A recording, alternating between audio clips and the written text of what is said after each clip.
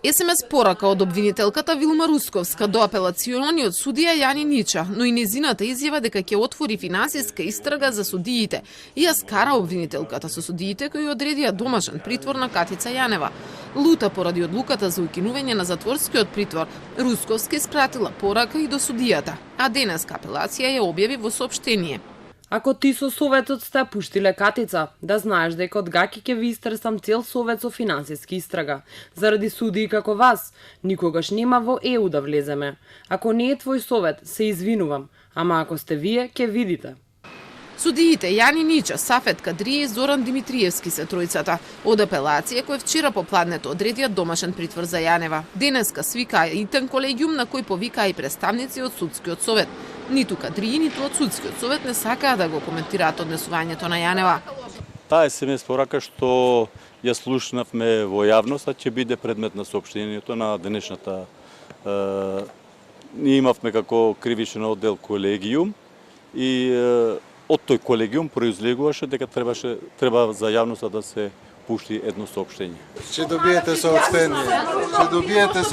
Потоа испратија соопштение за однесувањето на Русковска кое го оценија како недолично и закана за судиите.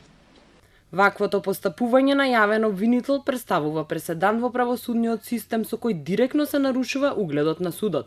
Токму ваквото недолично однесување на јавен обвинител кој раководи со обвинителството за организиран криминал и корупција истовремено представува директно влијание врз текот на водењето на судските постапки и грубо го нарушува принципот на независноста на судството, како многу важен сегмент на владењето на правото, а токму тоа може да биде пречка за пристапување на нашата држава во ЕУ, на кое нешто се повикува обвинителката.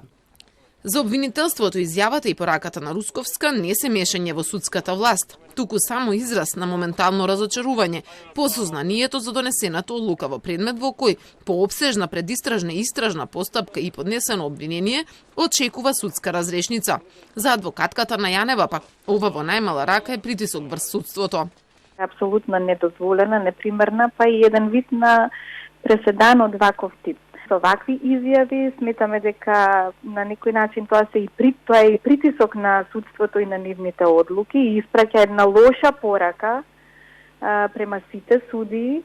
Инаку првично Јанева бараше да се брани од слобода и затоа нудеше гаранција од 3 станови. Апелација ваквото барање го отфрли. Домашниот притвор го одреди исто така по незино барање, но без гаранцијата. Случајот рекет треба да започне на 3 декември, а во него освен Јанева обвинети се и Бојан Јовановски и Зоран Кичец.